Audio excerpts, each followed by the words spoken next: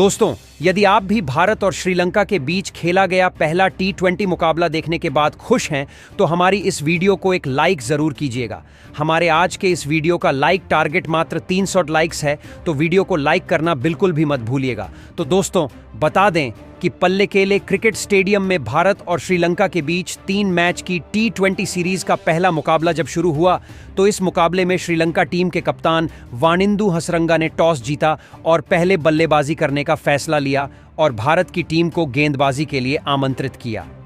इस दौरान भारतीय टीम की गेंदबाजी कुछ खास नहीं रही और श्रीलंका के बल्लेबाज आसानी से रन बनाते हुए नजर आए। हुआ यह कि श्रीलंका के लिए जब पथुन निशंका और कुशल मेंडिस ने पारी की शुरुआत की, तो यहां पर पहला बड़ा झटका अर्शदीप सिंह ने तीसरे ओवर की चौथी गेंद पर श्रीलंका की टीम को लगा, जहां पथुन निशंका मात्र 11 रन बनाकर ही आउट हो गए। अब पहला बड़ा विकेट गिर जाने के बाद कुशल मेंडिस और कमिंदु मेंडिस पर पूरी जिम्मेदारी अपनी कंधों पर ले ली थी और अपनी टीम के स्कोर को आगे बढ़ाना शुरू कर दिया।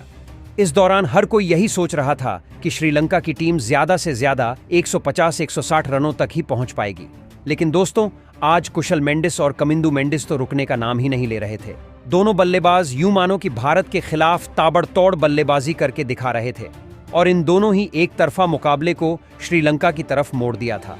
इस दौरान कप्तान सूर्यकुमार यादव भी परेशान थे कि आखिर इन बल्लेबाजों को कैसे आउट करवाया जाए। लेकिन आखिरकार 56 रन बनाकर खेल रहे कमिंदु मेंडिस के रूप में दूसरा बड़ा झटका श्रीलंका की टीम को रवि बिश्नोई ने दिया और यह बड़ा विकेट मिल जाने के बाद श्रीलंका की पारी यहां से लड़खड़ाते हुई नजर आई और यहां कमिंदु मेंडिस इस मुकाबले में बेहतरीन 56 रन बनाकर आउट हो पवेलियन की तरफ चलते बने, जिसके बाद धनंजय डी सिल्वा बल्लेबाजी के लिए मैदान में आ चुके थे। अब दोस्तों, कुशल मेंडिस और धनंजय डी सिल्वा पर हर किसी की निगाहें थीं, लेकिन यहां पर कुशल मेंडिस के साथ बल्लेबाजी कर रहे धनंजय डी सिल्वा मात्र 23 रन ही बना पाए और धनंजय डी सिल्वा का विकेट गिर जाने के बाद फिर मैदान पर उतरे चरित असलंका, जहां कुशल मेंडिस और चरित असलंका ने मिलकर फिर साझेदारी बनाना शुरू कर दिया और दोनों ने मिलकर पारी को आगे बढ़ाया। यह दोनों बल्लेबाज बखूबी जानते थे कि पूरा दारोमदार अब उनके ही कंधों पर है और इसीलिए दोनों बल्लेबाजों बेहतरीन शॉट खेलते हुए पहले 150 रन के पार श्रीलंका की टीम को पहुंचाया, जहां ताबड़तोड़ बल्लेबाजी करते हुए कुशल मेंडिस आज भले ही अपना शतक पूरा नहीं कर पाए, लेकिन इस मुकाबले में 29 गेंदों में 35 रन जड़कर उन्होंने अपनी टीम को सम्मानजनक स्कोर तक पहुंचाया और इस दौरान कुशल मेंडिस ने 7 चौके और 5 छक्के भी लगाए। इसके अलावा उनका साथ निभाने वाले चरित असलंका के बल्ले से बेहतरीन 40 रनों की पारी निकली, जिसके चलते श्रीलंका की टीम इस रोमांचक मुकाबले में 20 ओवर में अपने 5 विकेट गंवाकर 211 रन बनाने में कामयाब हो पाई। इस दौरान टीम इंडिया के लिए सबसे ज्यादा 3 विकेट अर्शदीप सिंह के नाम रहे, तो एक विकेट मोहम्मद सिराज और रवि बिश्नोई को मिला।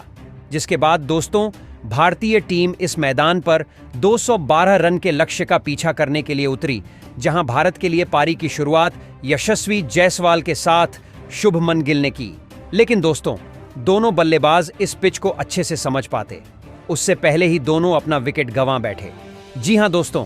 पहला बड़ा झटका भारतीय टीम को यशस्वी जायसवाल के रूप में लगा, जब नुवान तुषारा ने अंदर आती हुई मिडिल लेग की गेंद को सीधा पैर फेंकी और इस गेंद को बिल्कुल भी यशस्वी जायसवाल समझ नहीं पाए और मात्र 13 रन बनाकर आउट हो पवेलियन की ओर चलते बने और भारतीय टीम को पहला बड़ा झटका दूसरी ओवर की चौथी गेंद पर ही लग गया, जिसके बाद दूसरा झटका भी भारतीय टीम को बहुत ही जल्दी लग गया और दूसरे सलामी बल्लेबाज शुभमन गिल भी अपना विकेट गंवा बैठे, जो कि सिर्फ 19 रन ही बना पाए और पवेलियन लौट गए।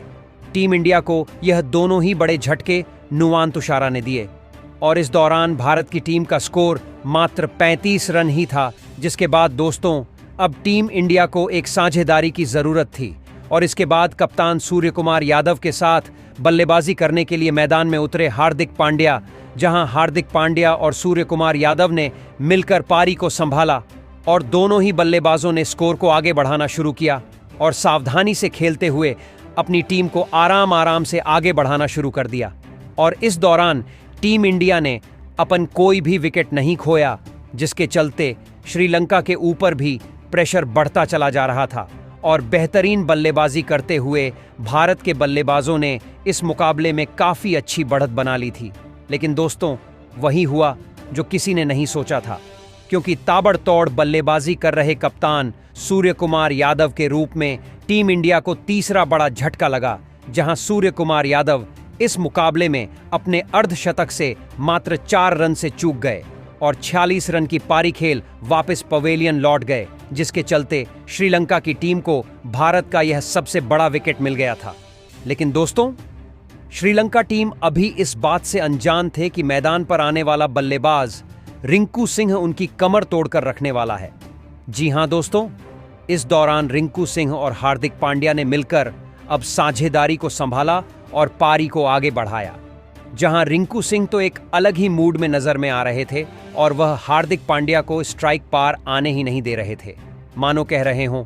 अब आप आराम से खेलिए। और इस दौरान रिंकू सिंह ने हार्दिक पांड्या के बाद में आने के बावजूद भी मात्र 19 गेंदों में अपना अर्धशतक पूरा कर लिया था। रिंकू सिंह को देखकर ऐसा लग रहा था कि इस मैदान पर वह बचपन से ही खेलते आए हों और इस मैदान वह आसानी से चौके और छक्के की बरसात कर रहे थे, जिसके चलते श्रीलंका की टीम के ऊपर अब और भी दबाव बढ़ता चला जा रहा था और वह यही सोच रहे थे आखिरकार इन बल्लेबाजों को आउट कैसे किया जाए। एक तरफ हार्दिक पांड्या तो दूसरी तरफ रिंकू सिंह ताबड़तोड़ बल्लेबाजी करके अपनी टीम को आगे बढ़ा रहे थे और इन दोनों ही बल्लेबाजों ने भारतीय टीम को आखिरी ओवर तक कोई भी झटका नहीं लगने दिया और अंतिम ओवर में भारत को मैच जीतने के लिए 6 गेंदों में 19 रन की दरकार थी, जहां रिंकू सिंह अपने शतक के करीब थे, तो वहीं दूसरी तरफ हार्दिक पांड्या अर्धशतक के नजदीक खड़े थे और यह दोनों ही बल्लेबाज मैच तो जिताना चाहते थे। और इस बीच श्रीलंका के कप्तान चरित असलांका ने अंतिम ओवर करवाने के लिए वाणिंदु हसरंगा को भेजा, जहां हसरंगा ने पहली गेंद हार्दिक पांड्या को पैरों में डाल दी, जिस पर कोई रन नहीं मिला। अगली गेंद को हार्दिक पांड्या ने बाउंड्री के पार सामने की तरफ लगाते हुए 6 रन बटोर अपने अर्धशतक को पूरा किया और अब टीम इंडिया को 4 गेंदों में 13 रन की जरूरत थी। अब दोस्तों, टीम इंडिया के बल्लेबाज हार्दिक पांड्या ने 1 रन भागकर रिंकू सिंह पर पूरा दारोमदार थमा दिया कि अब आप ही यहां से मैच जिताएं।